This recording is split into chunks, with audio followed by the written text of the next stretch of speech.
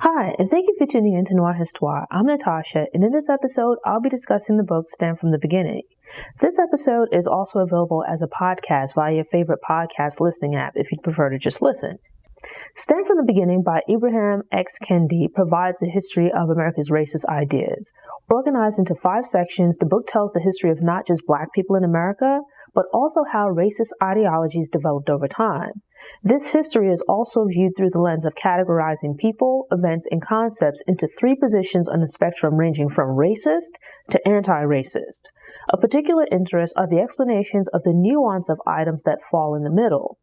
The book is organized into 5 sections, with each part anchored by a key figure from the period. In order, they are Cotton Mather's, the colonial period; Thomas Jefferson for the Revolutionary War; William Lloyd Garrison for the abolitionist and Civil War era; W.E.B. Du Bois for the post-Civil War and Jim Crow period; and Angela Davis for the Civil Rights Movement to the present. I was familiar with all of the anchors except for Cotton Mather's. I knew that the book was very popular, as it was constantly mentioned during the political unrest of 2020. Sometimes I approach popular books with some pessimism, as I've been disappointed on multiple occasions when books haven't lived up to the hype. I made it a point to go into Stand from the Beginning without doing too much digging into the book, so I didn't have any preconceived expectations, or heightened expectations. I waffled a bit while listening to the introductions because I really didn't know if this was going to be the book for me. Those apprehensions quickly went away as I listened to Kendi discuss the breakdown of groups in relation to racist ideas. Kendi presents an interesting concept that there are 3 classifications for people and ideas with regards to racism: segregationist, assimilationist, and anti-racist. People of any racial or ethnic group can fit into any one of those 3 classifications. It's not a matter of who you are as a person with regard to your race, gender, etc., but rather your ideology and approach to dealing with racism. The segregationist is what we would think of as the stereotypical racist. In the present, they might no longer be out in the world calling people the N-word, lighting crosses on fire, etc. Rather, they subscribe to the idea that anyone or anything non-white is inferior, and any issues Black people might have in society are a result of being Black, as Blackness is a flaw in and of itself. In the middle, you have the assimilationist, who recognizes inequalities and injustice, but believes if Black people would just assimilate into whatever the norm is, then those problems would go away. They also subscribe to the idea of Black people's supposed inferiority, but believe it's a condition that can be overcome by Black people adopting the habits, traits, characteristics, culture, etc. of white people. Within both of those ideologies, there's little to no focus on eradicating the problems. Instead, they both blame Black people for the problems that society's inequality has created. At the other end of the spectrum is the anti-racist, who recognizes the inequalities and problems in society and realizes that they are caused by societal issues, not the people affected by them. With regards to wealth inequality, mass incarceration, unemployment, and other inequalities that exist between racial groups, the anti-racist sees those things but recognizes those issues as the problem. At the other end of the spectrum is the anti-racist, who recognizes the inequalities and problems in society and realizes that they are caused by societal issues, not the people affected by them. With regards to wealth inequality, mass incarceration, unemployment, and other inequalities that exist between racial groups, the anti-racist sees those things but recognizes those issues as the problem. They do not regard Black people as being inferior, but recognize these problems as being the cause of inferior opportunities for Black people. Anti-racists identify and focus on solving the problems that plague Black people, rather than seeing Black people as the problem. During the protests of 2020, there were a lot of conversations about really drawing a line of distinction between not being racist and being anti-racist. This meant differentiating between not personally engaging in racist behaviors or activities and being someone who pushes back against racism. There's a vast difference between the two. To clarify, this is not a book about racism, so it's not like a history of racist events or on this day in the history of racism. Instead, Kendi reaches back through history to tell the story of how racist ideas have developed over time. From the books that I've read, there's this often repeated idea that race was not a concept until colonial times. This is true to a degree with regard to the way that we think about race now, but it gives the false impression that prior to colonial times, there were no racial or ethnic groupings. Kendi points out that slavery existed far before then and actually dates back to ancient Greece. The Greeks and Romans considered anyone that was not their group to be inferior. Over time, people have built on these and other early ideas of otherness being indicative of inferiority. Yet when we look back at those times, slavery wasn't necessarily based on race. Europeans had contact with sub-Saharan Africa during that time, but there was still a great degree of ignorance. Over centuries, this ignorance was allowed to run wild, and different racist ideologies built on each other. Disparaging otherness provided a rationale for enslaving people because supposedly superior groups viewed themselves as having the right to rule over the group deemed inferior. The concept of the white man's burden developed as a means of positioning white people's oppression of others as ordained by God and their responsibility as the superior race. Actually, slavery probably dates back to ancient Egypt, if not earlier. As trading in flesh became more profitable, there were shifts in power as some countries rose to prominence based on the revenue slavery generated. Craving riches, Europeans ventured farther away from their countries. Individuals began writing books about some of the places they visited, but some accounts of people in these places were works of fiction masquerading as fact-based accounts. Much of what was being passed along as fact were imagined or embellished accounts created to support a preferred ideology. They molded religion and other concepts to fit their agenda of supporting their capitalist goals with unpaid slave labor. Under British law, Christians could not be slaves, but there was a distinction that slaves could be made Christians. This opened the floodgates for slaves being converted to Christianity as a means of control. They introduced this idea of African slaves being more suitable for harvesting crops in comparison to indigenous people of the Americas. Over the years, different people articulated this flawed idea, which resulted in the importation of more African slaves and the coveting of land that led to the decimation of indigenous people. Promoting the idea of Black women as being hypersexual aggressive beings was a means of explaining away the reality that white men were the ones pursuing and coercing, if not raping, these women. They then portrayed Black men as lusting after white women, and thus white womanhood as being in need of greater protection compared to other women. This propaganda helped to ensure white men's continued access to any and all types of women, while providing a built-in excuse for violence against men of other races that would remain in place for generations. Having the status of the mother dictate the status of the child helped continue the racial hierarchy by ensuring that only children born of a white father and mother would reap the benefits of whiteness. White men could impregnate as many Black women as they wanted, but the children would remain in bondage and theoretically not pose a threat to the status of their wives' children. There's a timeline of the history of the development of racist ideas, and a key part of that is not just how the concept of racism came about, but the definitions of Black and white. Within Africa, there were different ethnic groups, but Europeans then came along and created their own classifications to serve their purposes. As a result, the different groups within Africa came to be viewed as Black. Likewise, Europe was a collection of different countries, and within those countries, different ethnic groups. For the most part, within Europe, Christians did not enslave other Christians. They might fight, but they wouldn't enslave each other. Originally, the term Christian referred to anyone that was a follower of a religion, but over time, the idea developed that slaves could be converted to Christianity, so the classification within the context of slavery became muddled, and the term Christian eventually came to signify Europeans. The term white, with regard to people, developed through different schools of thought. Philosophers and theologians developed the concept of the color white being the presence of light, clean, unblemished, etc. With all of these positive characteristics being ascribed to the color white, the opposite was ascribed to the color Black, and thus developed the concept of using white and Black to classify people while ascribing the accompanying traits to the two groups.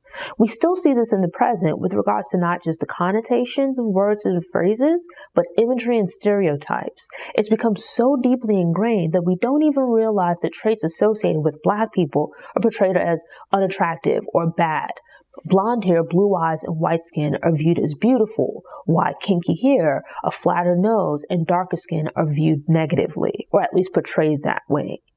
These perceptions were not always in existence, but were created to support this broader slave society that was being developed.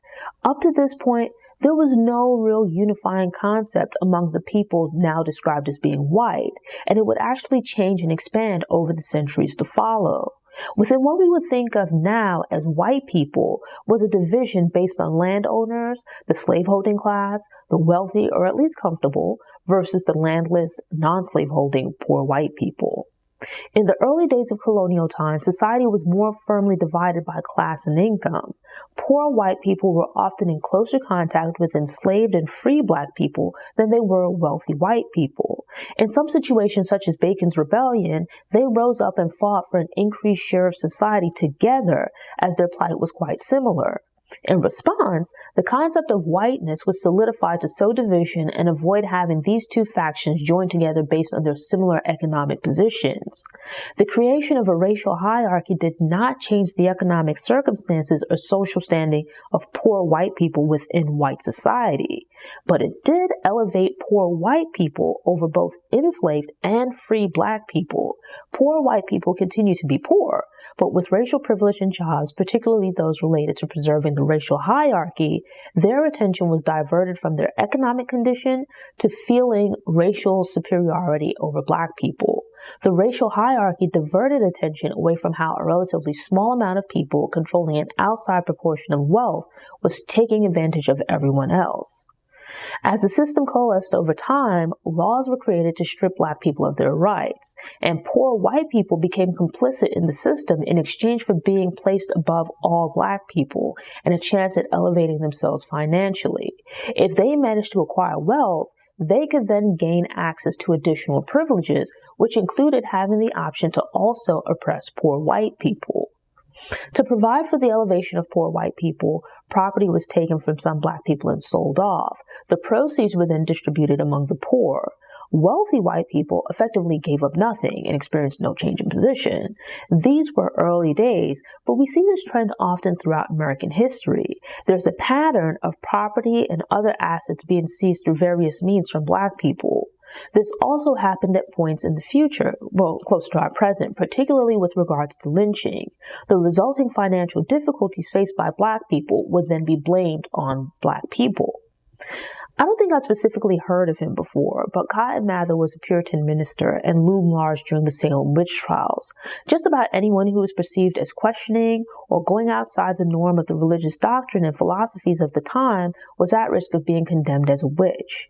At first glance, it might seem unrelated to the history of black people in America, but it's very relevant. The discussion of the Salem witch trials shows how people use religion to fit their various philosophies, and also how this idea of being a dutiful servant and being subservient came to be viewed as being in accordance with the will of God. Women were supposed to submit to men, children were to submit to their parents, and slaves were to submit to their masters. This submission was supposed to be the natural order of things, and none were to seek freedom from these obligations. This is one of the first and most thorough examples of religious ideas being manipulated in America, and elsewhere around the world really, to support philosophies that served individual people's purposes. Over time, when a white person's actions or capabilities proved contrary to the traits attributed to whiteness, the individual would be brushed aside or regarded as an outlier, an anomaly. When a black person did something negative, it was viewed as in line with blackness and would be deemed an indictment of all black people, and then used to reinforce racist ideas and philosophies. Whereas when black people showed themselves to possess some attribute or trait attributed to whiteness, they would be brushed aside as outliers or exceptions. So it's like the inverse.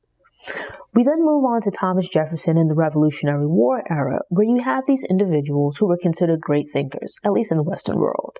It really shows how curated the mainstream version of history is with regards to the information you get about these people. Thomas Jefferson and many of the others who would come to be referred to as the Founding Fathers owned slaves while at the same time advocating for freedom for the colonists. Jefferson put some effort into trying to explain how this young nation that was supposedly being built on freedom and all of these high-minded ideals related to self-determination could then turn around and allow one human to own another. That a nation supposedly trying to build itself based on independence and equality could also have its economic foundation be the production and profits of slavery. I had this goal, but I'm kind of taking a break now, of better understanding the development of American policy by reading biographies about the various U.S. presidents and a few key figures. I began with George Washington and then proceeded in chronological order. So it's you might assume that these books would be boring, but in the right hands, they're actually filled with all kinds of tea and gossip. I had previous knowledge about Thomas Jefferson, knew he was a slave owner, and had a sexual relationship with one of the enslaved women he owned. But some of the books that I read about him waffled on these topics, downplaying his role as a slave owner and misleading one to believe that Sally Hemings was some grown woman with whom he had this forbidden romance. But following the death of his wife, Jefferson began sleeping with Hemings, who was technically his sister-in-law, as she was his wife's half-sister and had been inherited by her after their father's death. Hemings was a toddler when she arrived at Jefferson's home and was about 14 and Jefferson in his 40s when he's believed to have begun raping her. And I use the term rape because she was owned by Jefferson and very much underage, so could not be said to have willingly given consent.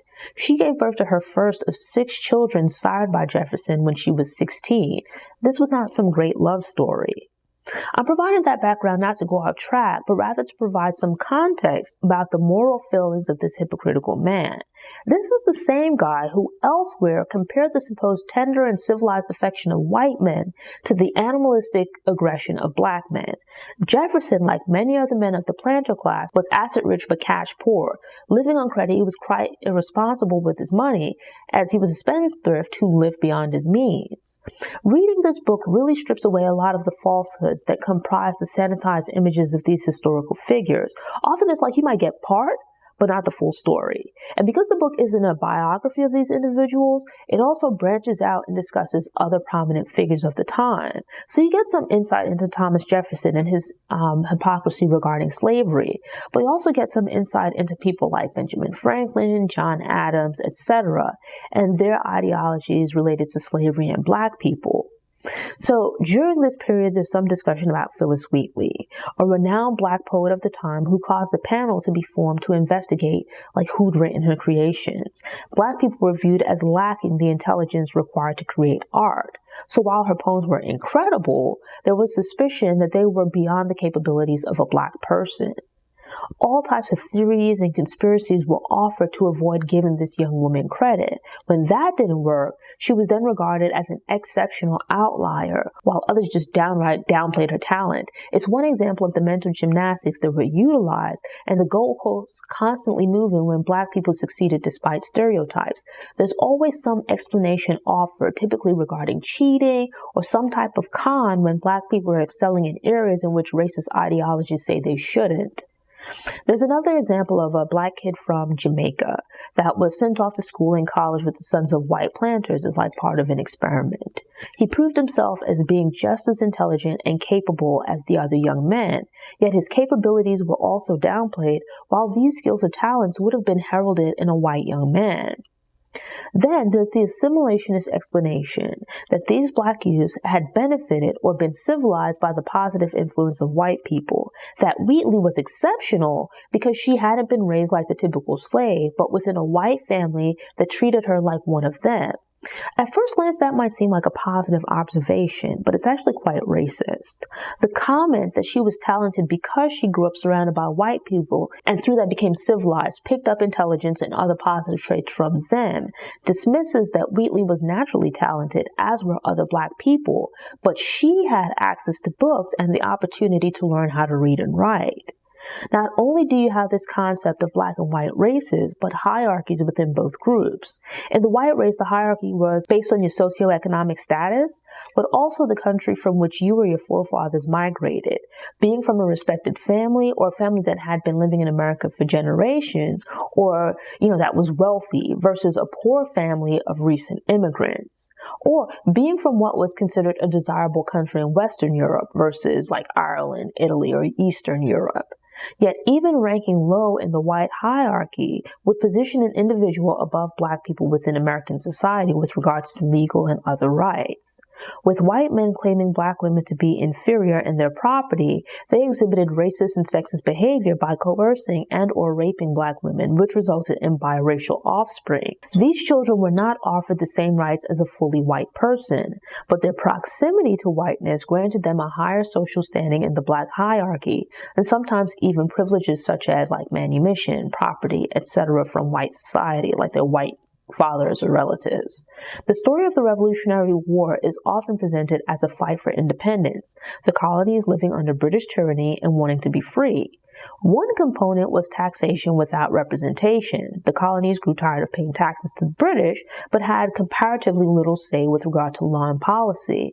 It's regarded as the colonies fighting for the right to self-determination, which is true to a degree. A major factor was commerce and capitalism.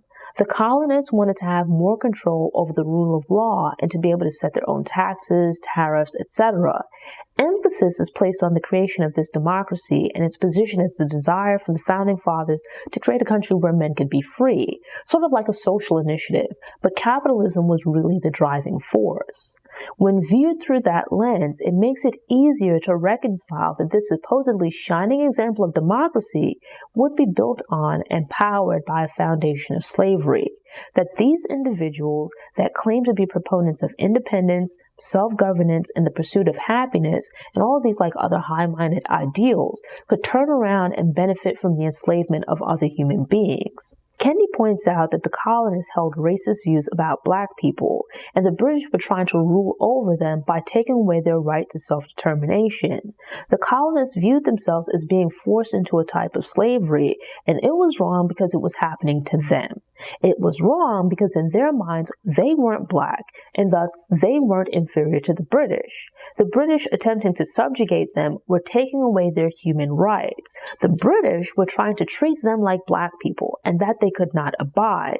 Thus you have this fight for independence. During his lifetime, Thomas Jefferson half-heartedly floated ideas about a gradual form of emancipation for the enslaved, or like just ideas for emancipation. A lot of his and other planters' wealth was directly based on or related to the slave trade. Slavery allowed them to operate plantations and farms and other businesses without having to pay wages as they would with regular workers. That's not to say that slavery eliminated all operating expenses, but it reduced labor costs. Various racist beliefs were given as to why it would have been difficult to emancipate the slaves, but the chief underlying reason for keeping the enslaved in bondage was not wanting to pay the full cost of labor. Jefferson and others fell back on racist ideas of black people being naturally uncivilized, and that being under the ownership and thus guidance of white people is what holds them in check. Thus, the enslaved could not be freed until something could be worked out. Not just where the enslaved would go or how they would be kept under control, but also how the slave masters would be compensated for the loss. Within a few years after the Revolutionary War, there were quite a few free black people, though they were mostly concentrated in the North, as those were the states that first abolished slavery. These numbers would increase in the North, though due to the racial hierarchy, they still didn't have the same rights or opportunities as white people. Everything possible was done to treat them as second-class citizens. Free black people were often prevented from owning property and couldn't hold office. They were effectively held in check, which made it impossible for them to move up. America was called out by some thought leaders in Britain over the hypocrisy of supposedly fighting for their right to independence while continuing to hold slaves. And free black people made white slave society very uncomfortable. There were cities and towns in the South that did not allow free black people. A free black person could pass through, but might not be welcome to settle in the area. and probably shouldn't have been passing through either for their safety. These became the early days of the Back to Africa movement, where shipping free black people back to Africa was proposed.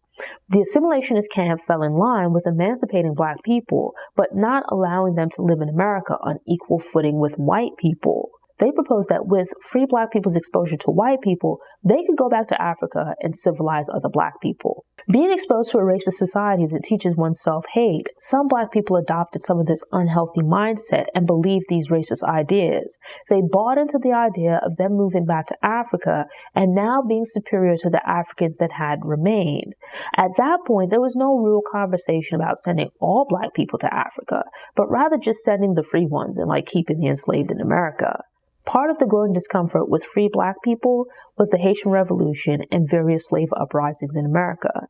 This in part led to a ban on the import of slaves from Africa. It was believed that these individuals who were fresh from Africa had not been assimilated, and it would require a lot more effort and energy to keep them under control. In contrast, allowing the population already in America to reproduce would theoretically normalize the experience of being enslaved, as parents indoctrinated their children, causing the natural desire for freedom to dissipate. Great deals of money could also be made because importing slaves requires paying for them, and that includes the costs and risks associated with their capture and transport. A slave that was already in America would only need to be purchased once, and if the person was a woman, she might produce children, which are additional slaves that you didn't have to pay for directly. A slave master could expand the number of slaves owned, choosing who to keep and selling the surplus for profit.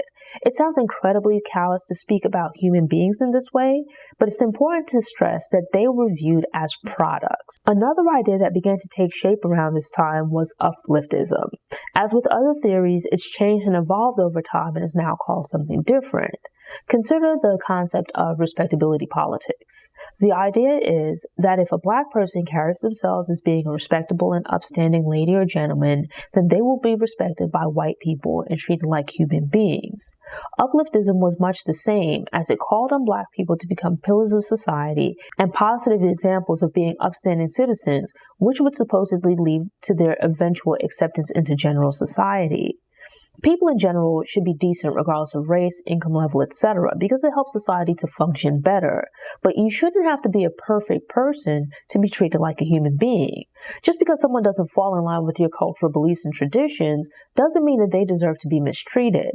Neither is it acceptable to mistreat someone because they aren't an extraordinary Negro or a shining example of blackness. It calls on the person potentially being mistreated to change their behavior to stop the mistreatment, rather than calling on the person exhibiting bad behavior to stop.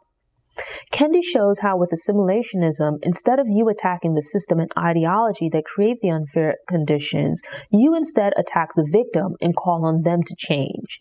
This becomes even more clear as the time shifts towards abolitionism. Abolitionists supported black people being freed from slavery, but digging into the ideologies of even some of the most well-known abolitionists, their philosophies included a bit of racism. They might have believed that slavery was wrong, but they also bought into the idea of black people being inferior. This is why acknowledging a middle ground between being segregationist and anti-racist is important. It's also worth noting that an individual's classification should be based on their beliefs and actions rather than their race or ethnic group. There are examples throughout the book that not just white people fit into three categories. Throughout the historical examples, few black people fit into the segregationist group, but quite a few fit into the assimilationist group. The assimilationist idea shifted focus from black people being enslaved in America versus free in Africa to being enslaved versus free in America. Theoretically, it was in the slave master's best interest to give the enslaved at least enough food, shelter, and clothing to keep them alive. Not all slave masters saw things that way, and even with just enough of everything, you still weren't free and likely didn't have the best quality of life. Black people who were free at this time had very limited rights, and much of society was structured to keep them from becoming successful. Being free and completely on their own meant that some black people would struggle. If you have limited access to getting an education or jobs and can't vote in your interests, it's going to be very difficult for you to be successful. Despite the proclamations of white people being superior, there was still a mass of white people who were also poor and struggling. Nobody was suggesting that they'd be better off as slaves. Yet there was this ridiculous comparison between being a slave or struggling as a free black person. There's mention of a researcher, I don't remember his name, who supposedly looked through census data. At this time, the majority of free black people in America were living in the North. He found that there was a greater rate of people deemed insane within that population than in comparison to the South, where the majority of black people were enslaved. According to him, this meant that being free versus being enslaved negatively impacted the mental faculties and capabilities of black people. It was one in a series of junk research studies that would be used to support racist theories about black people. Digging more deeply into the research, other less biased researchers found the data used in the study to be flawed, as were the conclusions that had been drawn. Unfortunately, lies often spread far more quickly and widely than the truth that comes after. Kendi's choice of anchor for this section of the book is quite interesting. He makes some good points with regards to his rationale. Using Frederick Douglass during the abolitionist period would seem the obvious choice and would have offered one perspective.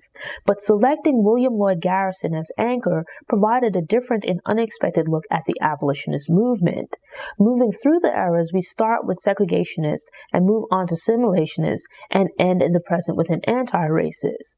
There's a vein that runs through all of these periods, but centering the sections on the unexpected perspective presents an opportunity for deeper exploration of ideas and how they've developed over time. Garrison might have been well-intentioned, but his activism was paternalistic, as was the activism of many others within the abolitionist movement. There are bits and pieces, but this vibe becomes very clear once we get to the point where Douglass is introduced. Up to that point, it had been white abolitionists speaking about their thoughts and philosophies, but Douglass, working up the courage to step forward and share his experience at an abolitionist meeting, was a turning point. Conversation on the topic of slavery had largely taken place between white people, slaveholders, and abolitionists. That's not to say that free black people up to that point hadn't offered commentary, but rather that much of the conversation had been dominated by white people of either view, speaking about how they thought slavery was experienced by black people. Southerners had been promoting this idea of the enslaved being happy, enjoying and benefiting from the experience of slavery. And while white abolitionists could surmise this might not have been the case, they couldn't speak from personal experience.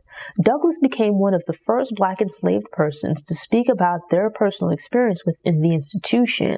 Well-meaning people could assume and sympathize, but the first-hand experience, though specific to an individual, was far more insightful. While the abolitionists believed enslaved black people should be free, not all of them supported freedom obtained through any and all means, such as slaves revolting. When slave rebellions erupted in the early half of the 1800s, some were just as shocked as their slaveholding counterparts and regarded the aggression as barbarism. In time, attempts were made to tell Douglass how to speak, what to say, and otherwise which aspects of his story were relevant or unacceptable for sharing. We also saw these attempts to control black people's pushes for justice during the civil rights movement and riots and protests in the years since. This idea of policing and tempering black people's response to injustice goes back to the 1800s, if not earlier. There's a consistent expectation, demand actually, for black people to not react angrily to injustices committed against us. Black people are denigrated for not immediately turning the other cheek, but are heralded for forgiving their trespassers. This approach excuses and allows people to continue the mistreatment while putting the onus of change on black people. When black people directly call out injustice and push back, not even necessarily violently, some regard it as being too aggressive.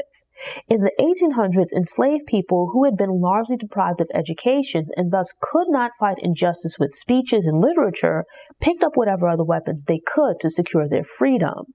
A century plus later, when black people were being attacked during protest marches and children were being killed in churches, calls for armed black self-defense and black pride were deemed too drastic. There's this constant refrain that it's okay for Black people to fight for freedom, but only within this very prescribed way that causes no discomfort. It calls for Black people to put the feelings of segregationists and assimilationists before our very humanity. The message that's conveyed is that it's okay to share your feelings in response to injustice as long as it doesn't offend or upset anyone. Reviewing the history of Black people in America through the filter of these three categories causes you to look more deeply and ask more questions. It opened up my mind to really consider things and look at them in a new light. I had to question myself at some points with regard to the things that I believe or ideas that I might otherwise allow to slide. At first glance, some of the ideas shared seemed rather like progressive, until you dig more deeply and realize they're actually quite racist. There's this repeated idea here in the book and elsewhere that Black people needed to be enslaved because they're lazy, criminally inclined, oversexed, etc. But the reality is pointed out that the people holding them in bondage were lazy because they weren't doing any work. They were just like passing orders. They obtained slaves so they wouldn't have to be the ones toiling away on plantations or in factories and mills. Enslaved people being criminals is also a lie because you're essentially stealing labor from them to build your wealth. Whatever revenue, profit, goods, etc. generated from their work is funding your lifestyle, and they share in a minuscule portion of those funds. Black men and women are supposedly lacking self-control with regards to sex, but they're not the ones raping Black women. It's hypocrisy because all of these character traits that they condemn the enslaved for supposedly embodying are found within them. With the Civil War, because the Union won, they tell the story and President Abraham Lincoln becomes the great emancipator, while the war itself is transformed into having been fought to free the slaves. The North is portrayed as the region of anti-slavery, anti-racism, etc., a very progressive and egalitarian place built on equality. That image would persist through and beyond the Civil Rights Movement, especially as the South would respond to calls for change with relatively more blatant violence than other parts of the country. But the reality is that the methodology might have been different, but the ideology between regions was not quite so far apart. Slavery had mostly ended in the North by the early 1800s, only about 50 or so years before the Civil War. But the reality is that the North continued to profit from slavery in the South. Northern banks provided funding for Southern planters and institutions. Raw goods such as cotton were produced by slave labor in the South, but the majority of factories and mills were in the North. These distinctions aren't intended to present the South as unjustly maligned, but rather to show that both the North and South were complicit in the horror of slavery. The accurate and balanced reality is that America as a whole was hell for Black people, but the temperature varied in different areas of the country. Quite a bit of people in the North didn't believe that Black people should be held in bondage, but that doesn't mean that they weren't believers in the idea of Black inferiority. Riots started by white people had been occurring in the North dating to way back when in response to Black progress, the Civil War draft, and even leading up to the Civil Rights Movement. Kendi does a really great job of breaking down how popular culture now tells the story of the Civil War as it tells the story of the Revolutionary War. Two moral and just fights for humanity, when the reality is that when you dig deep, they were both motivated by capitalism. With the Civil War, it was a battle for political control of America, not to curtail the spread of slavery on moral grounds, but for economic and political reasons, to allow the then non-slaveholding states to avoid having their representation in the federal government be rendered ineffective as a result of the number of slaveholding states increasing. Lincoln nor his parents were slaveholders, but this was most likely because they were poor. He held racist views and was of the belief that Black people were inferior to white people. Lincoln was wishy-washy on the subject of abolition prior to the Civil War, but he entertained the idea of sending Black people back to Africa, free and or enslaved, as well as gradual emancipation with restitution paid to slaveholders. The question of emancipation was being kicked around dating back to the time when the Constitution was being created. But sensing the potential uproar, politicians have been kicking that can down the years and creating compromises and agreements in attempts to delay the inevitable that it would need to be addressed. When things came to a head and states began seceding, the North responded in part because of economic interests. Banking was based in the North, and banks had provided financing for Southern planters, industry, and expansion. The South had financial obligations to the North and was, in a sense, trying to run away with a bag. Seceding from the Union was effectively like taking out a loan and then trying to leave the country. As a result, there were political and financial motives to bring the secessionist states back into the fold and obtain restitution from them. Likewise, much is made of the Emancipation Proclamation, but the reality is that the slaves were emancipated specifically in the secessionist states and only as a strategic measure. Enslaved people continued to be a valuable resource for the South even during the war. Their labor helped to produce food, make munitions, and otherwise provide support for the war effort, enabling the Confederates to keep fighting. By emancipating even only on paper, it provided a pathway to eliminate one of the Confederacy's greatest resources. The Union had no real authority to free slaves behind Confederate lines, but they could have encouraged the enslaved to flee with the promise of freedom. And once behind Union lines, they were either neutralized or would become potential resources for the Union Army. I appreciated that Kendi didn't just discuss the development of racist ideas with regards to Black people as a whole. He also explored the intersection of racism towards Black people and sexism towards women. How those two converged into racist sexism, and specifically how these ideologies affected Black women and less expectedly, Black men as well. Within America, the definitions of manhood and masculinity are based on white men. For the most part, most white men, especially those who had money, were free to run amok with the options to control and subjugate everyone else. Thus, a man controlling and subjugating those around him became the definition of manhood in general. The idea developed that by being held in bondage, Black men were being subjugated due to their race because they weren't being allowed the full expression of their humanity. Their manhood was also believed to be compromised because their wives and children were not under their full control due to them being owned by slave masters. There were early signs during the abolitionist period that there would be an expectation that with emancipation, Black women would basically adopt the role white women were depicted as playing in white society. That Black women would play the subservient role when Black men were finally allowed to fully dominate their homes. This was despite Black women's condition and experiences being different from that of white women, and being negatively impacted by slavery like Black men. Yet there was an expectation for Black women to be submissive to Black men as a means of rebuilding the Black male ego. Within white society at that time, white women for the most part remained in the home and were not very active in public life. They were expected to not speak or advocate for themselves publicly. Assimilationism saw the adoption of these social practices as being part of the anticipated changes that would occur after abolition. Up to this point, Black women in America had been wives and mothers in the most trying conditions, but also workers and otherwise playing an active role in Black society and public life. So after achieving freedom from white oppression, Black women would be expected to continue to be oppressed, but now completely by Black men. There's a breakdown of a meeting between an officer and leaders of the Black community in, I think it was Savannah, Georgia. The Black people explained that they saw a difference between being emancipated, as in no longer being enslaved, versus truly being free. They recognized the need for economic independence. The economy was still very agrarian, so they knew they would need land that they could work for themselves instead of having to return to work for their old masters. Without economic independence, they wouldn't truly be free.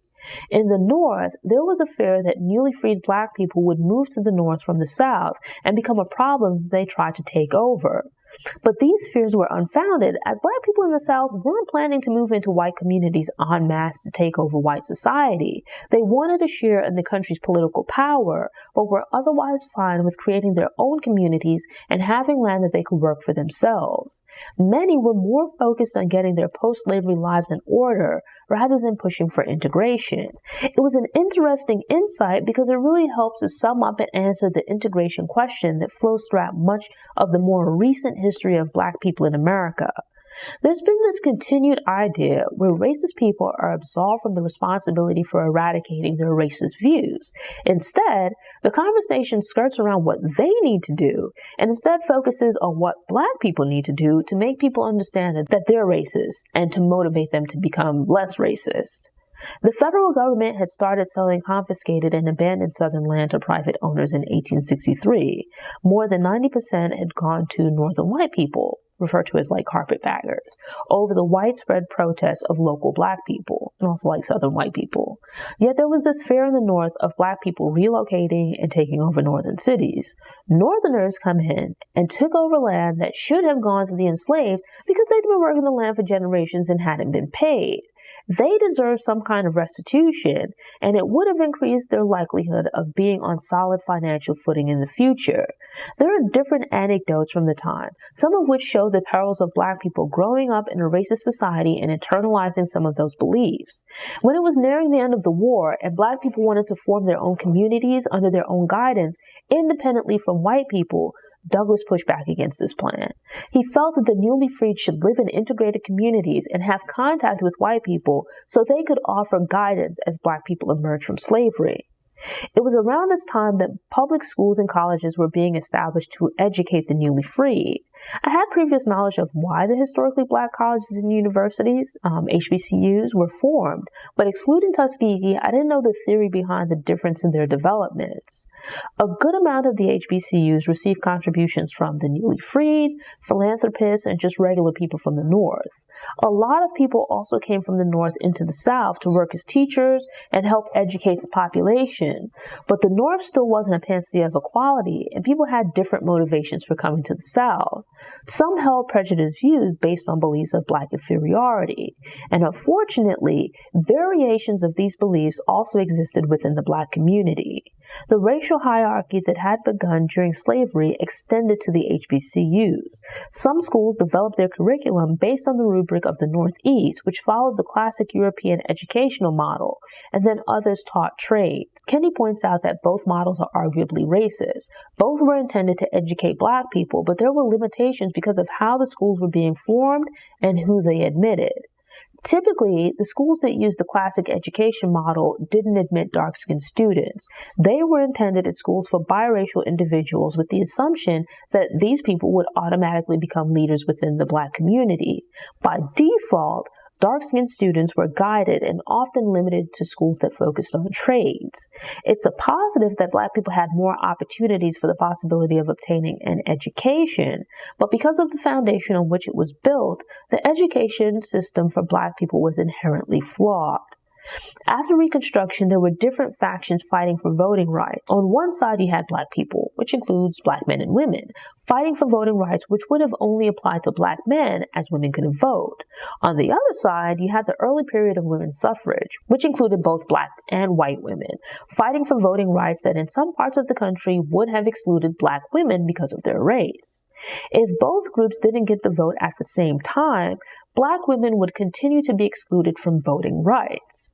Intersectional voting rights were needed, but instead, things devolved into everyone looking out for their own interests. Adding insult to injury, there was a willingness to denigrate and repeat negative stereotypes about other groups in an effort to explain why they were unfit to receive voting rights.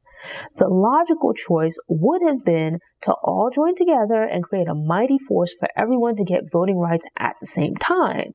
You instead got factions. It's another example from Kendi that really drives home the point of oppressed people choosing not to fight against overall prejudice and discrimination.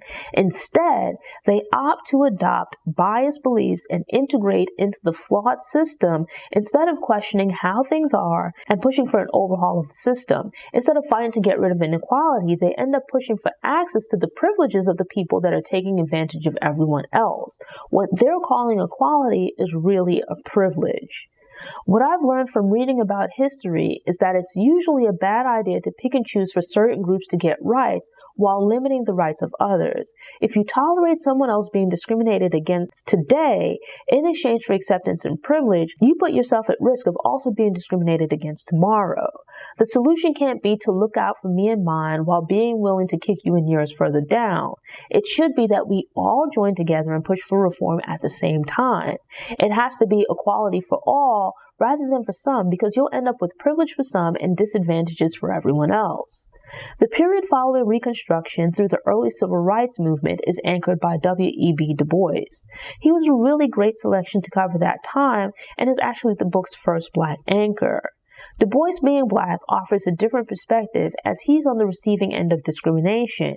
We read of his early experiences as a child coming to the realization that his race is different from the other people around him, which would lead to him being viewed and treated differently.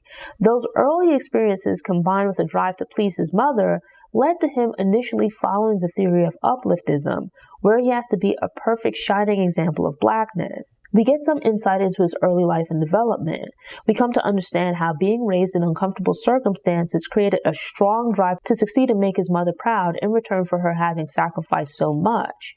I never realized that Du Bois lived such a long life. His life spanned from shortly after the Civil War to the early 1960s, resulting in him living through quite a series of momentous events. There was no room for him being human or flawed, just going through life being a regular person and doing things in pursuit of his own happiness. Instead, there was pressure to be an example that refutes the racist expectations that America has for Black people. In pursuit of higher education, Du Bois passed through Fisk and Harvard, internalizing these assimilationist ideas along the way. Racism was raging in the South as efforts were made to keep Black people in a forced position of inferiority where they could be exploited for labor. A system of Black codes and Jim Crow was combined with racial terrorism in the form of lynchings to push Black people into what was essentially a second slavery. So there was state-sanctioned discrimination against Black people, as well as terrorist groups targeting Black people who were perceived as making too much progress or pushing for change. Du Bois sympathized with Black people in the South who were dealing with the hell of lynching, but having attended these prestigious institutions, he picked up a lot of negative ideas about Black people. He subscribed to the idea of upliftism, but getting out and observing the real world ensured that his perspective and philosophy would change. At this point, it was near the end of Frederick Douglass's life, but my Shiro, Ida B. Wells, and Booker T. Washington were very active during this period. As Kendi points out, Wells probably would have been the best leader for the time. That's not to say that she wasn't flawed or didn't go through a period of self-development to cultivate an anti-racist ideology, but that once she arrived there, Wells would have been the fittest person to occupy a leadership position within the Black community. In general society, her race held her back, while her gender held her back in the Black community. We end up with Du Bois, who, though well-intentioned, had these assimilationist ideas. With Du Bois, we get a chance to see his journey towards having an awakening. There's a breakdown of the soul of Black folks and the idea of the talented 10th, as well as other ideologies which Kendi regards as an apologist way of being Black.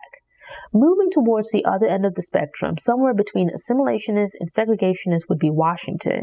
Publicly, he co-signed and made concessions to the segregationists, but also promoted some assimilationist ideas. Privately, he made strides and supported causes that ran counter to what he was saying and doing publicly. The more I learn about Washington, the more complex he seems. I always find it crazy when you read history books or watch documentaries and hear racist comments that people made in the past. That's not to say that people now are any less racist, but because it was socially acceptable to be blatantly racist back then, people would utter absolute nonsense. Throughout the book, there were a variety of quotes from various presidents, openly sharing their racist views. For example, there's discussion of President Theodore Roosevelt commenting on a racially motivated incident in Brownsville, Texas. Misinformed about the situation, he simply parrots ridiculous notions about the reason for the lynching of Black people in the South. Through the years, there are examples of propaganda related to Black people, and by the early 1900s, this expanded to a non-factual retelling of history that included slavery, the Civil War, and Reconstruction. People wrote fictional accounts that played into what others wanted to believe, providing support for their racist ideas. They would take that fiction and knowingly use it as a basis for relaying history in an inaccurate manner. Telling the truth about what occurred during these earlier periods would explain a lot about the conditions that Black people were facing. Providing the real history would contradict the points these authors were trying to make, showing the folly of their beliefs. This continued the trend of recasting slavery as a paternalistic institution that benefited slaves, where they were happy in bondage and struggled or devolved into a life of crime with freedom. In telling history, Black people were either left out or their roles were reimagined to present them as happy-go-lucky slaves or savage brutes, depending on the intent of the story. White people engaged in slavery are portrayed as taking care of black people, while little is said about their inhumanity or depravity. After the Civil War, the Confederates are now presented as fighting for states' rights and the freedom to preserve their traditions and way of life. The rise of terrorist organizations such as the Ku Klux Klan and the introduction of black codes and Jim Crow are presented as the South taking a stand against overreaching Northerners and out-of-control black people. It helps to explain how we've ended up with this warped public knowledge of history in the present. Black Americans built this country through centuries of being America's unpaid workforce. They suffered generations of degradation, multifaceted trauma, and economic abuse. And that's in addition to a lack of comparable property ownership, education disparities, health issues, and a variety of other problems. All of those factors combine to create a wealth gap that has only gotten larger over the years. In this fictionalized retelling of history, the issues faced by black people are boiled down and simplified to black pathology. But by this point in the book, it's clear that black Americans are not lazy. They built this country and simply no longer want to be exploited. And this is after performing unpaid physical labor, building this country and generating wealth for other people. When the formerly enslaved and their descendants asked for their fair share in the form of restitution, they were called lazy and accused of looking for handouts. Slave masters and traders had become wealthy through slavery, and generations later, them and their descendants were still living off of this money or otherwise benefiting from the resources that it made possible. While this battle for the telling of history and control over public opinion would be fought in different areas of society, literature ended up being a more powerful weapon than scholarly books and articles. The books that served to dismantle the fallacies of racist ideas and ideologies were mostly ignored, or their rational arguments were talked down upon or spoken around. As someone that reads a lot of books and watches a lot of movies, I enjoyed Kendi's breakdown of the racist or progressive undertones of specific books and movies. With blatantly racist books or movies, you have an idea of what to expect. But the author also breaks down some classic abolitionist titles that, because of their assimilationist nature, contain quite a bit of low-key racist ideology. It really helps to drive home the point that because this deceptively milder form of racism isn't so in your face, it's easier to overlook and thus quite dangerous. The contrast between the NAACP and Marcus Garvey showed that black people and organizations can vary with regard to their approach to racism and their position on the spectrum. Both the NAACP and Marcus Garvey were well-intentioned, but neither was perfect. We see how Garvey was an early anti-racist who took pride in being black rather than aspiring to perceived whiteness. Some people wanted to preserve, enjoy, and celebrate their culture, and thus saw nothing wrong with being black. They liked and were perfectly content to live and be amongst black people. But because so much of the foundation of society is built on the belief in black inferiority and white superiority, anything that counters that is viewed as suspicious. This is how the concept of things like reverse racism come about. Part of this is because so much of white culture throughout history, especially in America, had been based on not so much pride in one's culture, but rather its assumed superiority to other people and their cultures. When black people celebrate themselves rather than white culture, it's assumed that they're also viewing themselves through this lens of superiority to others. It's much the same as when people hear the term black power and assume the same connotations as white power, when really it's a call for black self-determination rather than black domination. We see this constantly when an art form is decidedly black, such as music that's created from the black experience. Genres such as ragtime, blues, jazz, rock and roll, etc. were viewed as inferior or negative when they were still predominantly performed by black musicians. But when they were adopted and performed by white artists, they were then reframed as being more artistic and creatively complex. There's also a comparison made about how ballet is elevated, but typical black dancing is denigrated. The Birth of a Nation is obvious nonsense, but at the time of their release, a person might have been less likely to pick up on its relation to, King Kong and Tarzan. With Tarzan, here's this white man who's taken and transported to Africa, set down amongst apes and manages to thrive and eventually rules over black people. He then rejoins white society and has no major issues functioning there. It presents the underlying idea that a white person taken and put into any environment will not just thrive, but rule. It's implied without saying that the same is not true for black people. The 1933 version of King Kong presented the giant ape as being from an island in the Indian Ocean, but its racist undertones seemed to imply that he was a metaphor for black men. King Kong is brought to New York City, where he escapes and begins terrorizing white society while running after a white woman. At that point, people still felt comfortable being more blatantly racist, but as we move more towards modern times, racism becomes more subtle. The racist undertones are still there, but it's conveyed in such a way that provides some cover from criticism. I've recently read a few books about American housing, banking, and other economic policies as they relate to black people. Here we see President Franklin Roosevelt's housing policies during the Great Depression and how they would result in redlining, underdevelopment, and instability in predominantly black neighborhoods. While Truman was in office, he pushed through some fairly progressive laws and programs such as the GI Bill. The GI Bill would help to expand the white middle class by enabling returning veterans to purchase homes and attend college, but unfortunately, stipulations prevented a comparable amount of black veterans from reaping the same benefits. Overcrowding and maintenance limitations, along with unfairly low property valuations, would continue to be an issue in black communities. But decades later, with the influx of gentrification, these neighborhoods would become prime real estate, while longtime black residents would be pushed out. It seemed to imply that the problem with these neighborhoods was that the residents were black. Under Jim Crow, the facilities and resources provided for the use of black and white people were supposed to be separate but equal. This was certainly not the case in the real world.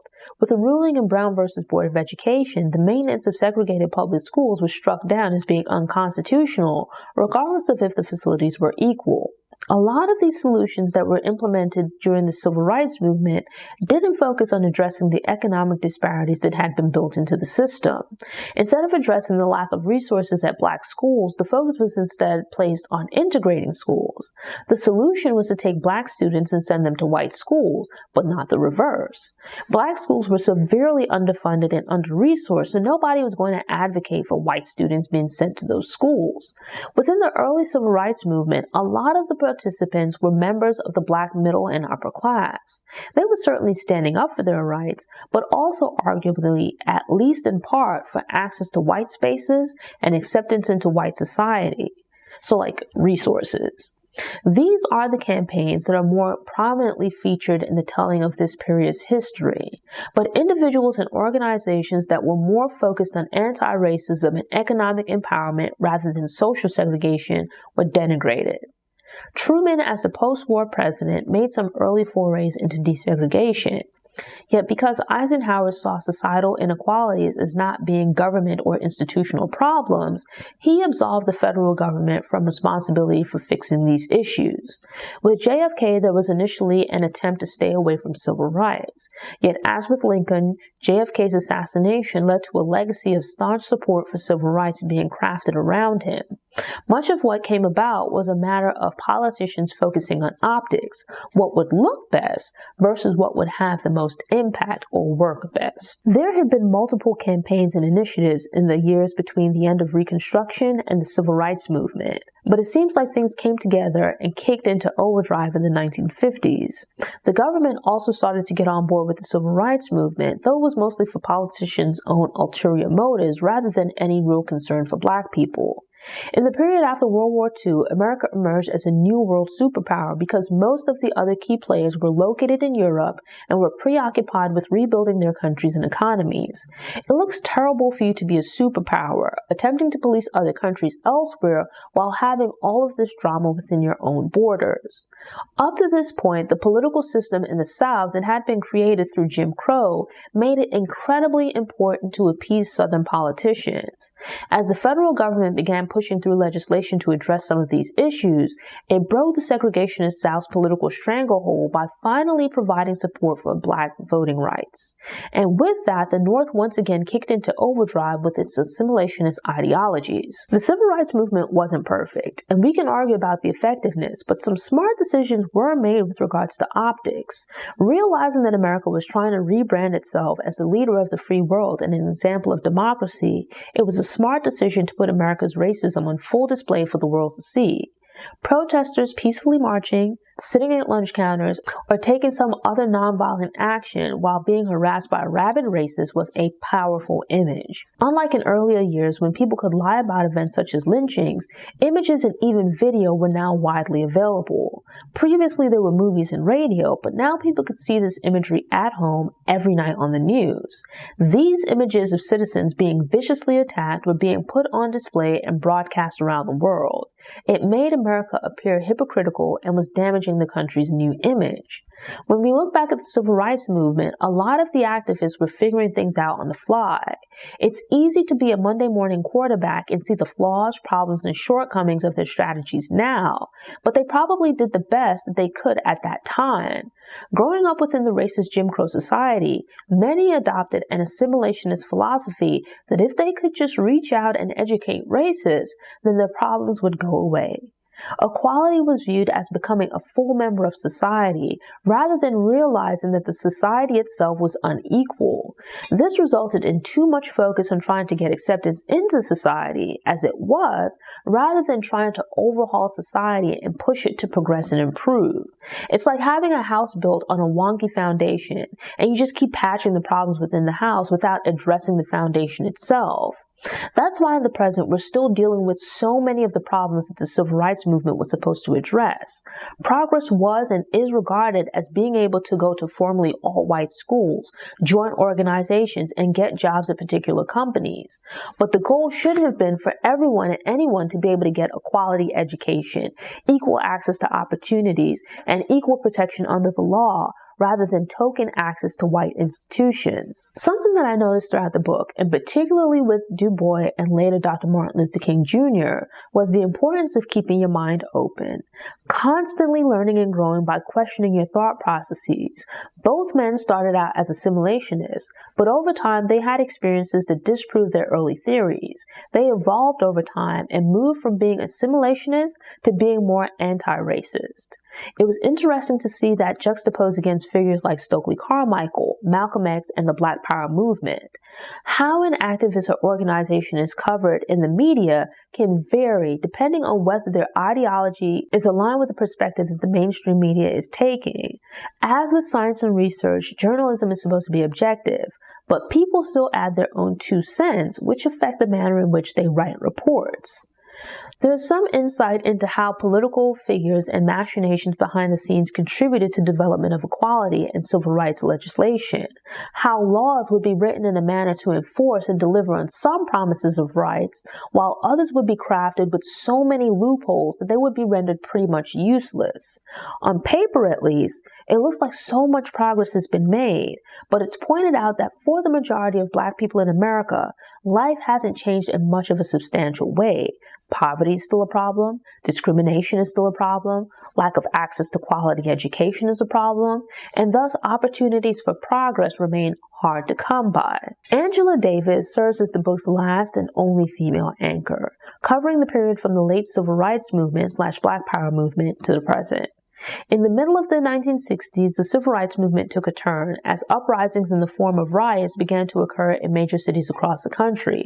Throughout American history, there's been an assimilationist push for protests in certain forums on a specific timeline, not pushing too hard or going too fast. Society had worked to keep lower-income people silent, and as the movement gave way to these very people, it was viewed as unacceptable.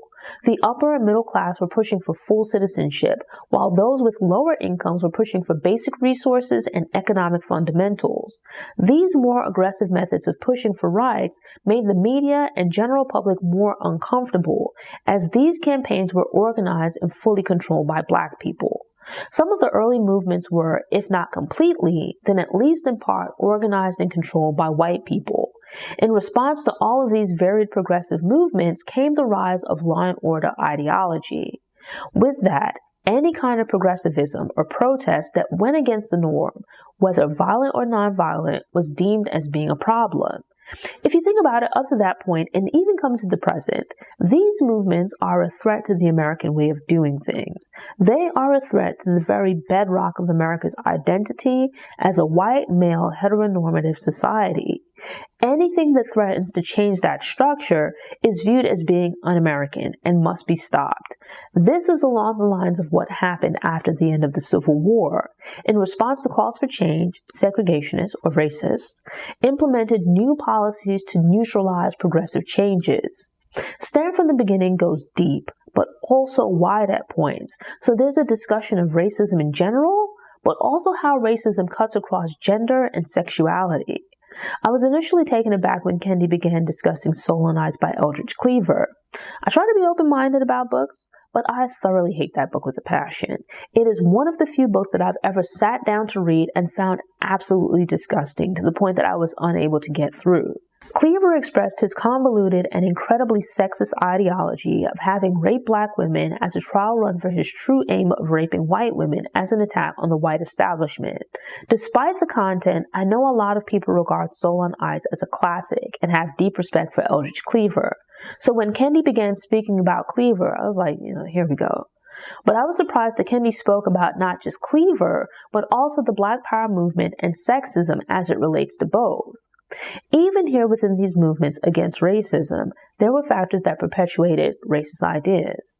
Within this call for Black power, meaning Black self-determination, there were factors that aimed to continue the oppression of Black women in efforts to stroke the Black male ego. Government studies launched a discussion about the decline/collapse of the Black family. It's another one of these situations where at first glance, the research seems scientific and unbiased. To be clear, there's nothing wrong with having a two-parent family. But deeming a household as dysfunctional and the cause of the family falling apart because it's headed by a Black woman, or where the Black woman and Black man stand on equal footing, is sexist. Viewing a household in which the Black man is not the head of the household and breadwinner as the family automatically being deficient is problematic. These assumptions are sexist because it plays into the idea, as with racism, that any situation that doesn't have the preferred race or gender in the elevated superior position as being wrong. It perpetuates the idea that one group of people based on race or gender is naturally superior and has the right to rule over the other. The sexual revolution and feminist movements were also taking place around this time. As in the past, it renewed the conflict of whether Black men or women in general are more oppressed, with the intersection of Black women once again being left by the wayside. A key difference was that this time around there was seemingly more tension between Black men and Black women. The Moynihan Report was supposed to focus on Black poverty, answering questions and providing solutions. What was causing poverty was institutional racism and lack of access to resources and opportunities. Rising tensions and mounting frustrations led to people responding by rioting. The solution should have been more access to resources and assistance for those people who were struggling and felt hopeless and ignored. But because these answers and solutions weren't what politicians wanted, the response was continued neglect and aggressive policing. Black people were struggling in slightly different ways around the country, but struggling all the same, due to a society that was built on keeping Black people oppressed. Better schools, housing, jobs, access to healthcare, and whatever other forms of assistance were needed. And because the government had played a role in creating this structure, the government should have played a role in fixing the problems it caused. But because such programs would be costly and weren't in line with what was politically or personally rewarding for politicians, they changed the focus of the conversation. One recommendation for avoiding future riots was diversifying the police force, having a greater representation of the people from the community in the police force. But instead, local police forces across the country were militarized. Solutions to a lot of America's social issues are regarded as being too expensive or unfeasible. Yet the government somehow managed to find money to fight the Korean War, Vietnam War, support the militarization of police, and expand the prison system. With the introduction of law and order policies during the Nixon administration and the war on drugs during the Reagan years, Black people, especially young Black men, were pushed into a sort of third slavery. This time, they were imprisoned for lengthy terms and emerged to be stripped of their voting and many other rights as citizens. As Stand from the Beginning gets closer to the present, it touches on more recent current events. The O.J. Simpson trial, Bill Cosby and his infamous pound cake speech, Hurricane Katrina, etc. At this point, it felt like the book was going quite fast, and a lot of things were condensed in this period. But as I was alive for some of this stuff, or have heard about it since, I was fine with the pace. The book was enjoyable from start to finish, or informative, I think is a better term. So I can't point to one particular part of the book that was better than the others. It was just a really great, cohesive, comprehensive, chronological history of the development of racist ideas in America. I regard Stand from the Beginning as being a modern classic that is long, but definitely worth reading. I'm comfortable deeming it one of the best nonfiction books that I've ever read about Black history or the Black experience. I plan to check out Kendi's other books and hope that he releases more titles in the near future. I would love to read something like this from Kendi or another equally talented author about other parts of the Black diaspora. Thanks for tuning in. Show notes are available on the Noir Histoire website via the link in the episode description. If you enjoyed this episode and want more book recommendations, subscribe to the channel, click the notification bell, and check out my book review playlist.